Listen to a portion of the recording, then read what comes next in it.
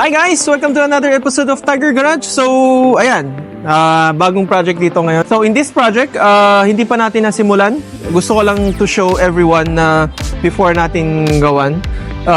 Anong papagawa ni client? This is a 2019 or 2020 na Conquest na Hilux Conquest. Gagawin nating Hilux GRS, yung pinakabagong GR ngayon, yung may malapad na tapolodo. So, bakit papagawa ni client? So, nabangga siya before, pero it's not this one. And then, pinagawa niya sa kasa. And then, natatanggal na yung pintura niya ngayon.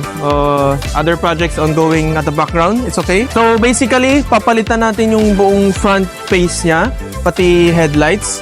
Ito yung sa harap. Sa likod naman, papalitan lang natin yung taillights and then lalagyan natin yung side fenders na malapad. So, maliban dyan, lalagyan din natin ng spacer sa gulong para lumabas siya.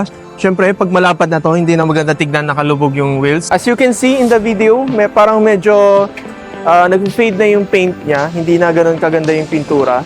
I talked to the client. Actually, hindi siya nakulangan sa budget na like, I was offering him na i-repaint natin yung buong car. Hindi niya pinagawa, pero hindi dahil sa kulang ang budget niya, dahil kulang ang oras niya. So, this is his workhorse. Ito yung parang pang everyday car niya to go to sites and to do work and stuff. Kaya minamandali niya matapos to. Kailangan niya matapos agad. Hindi niya kaya to wait another week to paint. So, it's okay. So, bakit ko sinasabi yan? Kasi yung bagong bumper na ilalagay natin, imbis na pipinturahan natin ng bagong kulay, gagayahin natin yung kanyang old color para medyo mag-match yung kulay niya kaysa sa parang super bago yung bumper compare naman sa kanyang hood and fender. As I always say, wait till you see. Let's go! Alright, the car is done. So, ayan, na-install na natin everything. Buong front face niya, buo na. Makikita niyo dito, bago na yung grill, bago na yung headlights, bago na yung fog lights. And then, yung malaki nating fenders. So, in this case kay client, balak niya sa susunod niya lang niya papalitan yung mugs. So, yung stock mugs niya, sobrang pasok na pasok. So, nagpakabit si client sa amin ng spacers. So, oh yeah, we also sell Mr. Offset spacers. Nilagay natin na 50mm na Mr. Offset spacers. Hub-centric spacers para hindi siya magva-vibrate when high speed. So, okay na? Tapos na to? Ayan. So, as you can see, side view, maganda.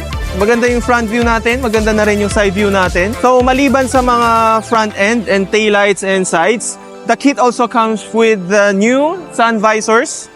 Ayan. So, ayan, GR na sun visor. So, para yung buong car ngayon mukhang super modelo na. And we cleaned everything inside, nilinis namin everything. So, sobrang malinis na siya ngayon. Di siya katulad nung pumasok mo una. Actually, super faded yung paint, tapos sobrang dumi ng loob. Kasi it's a workhorse ni client. And because it's a workhorse of the client, marami ng kinita para kay client ngayon.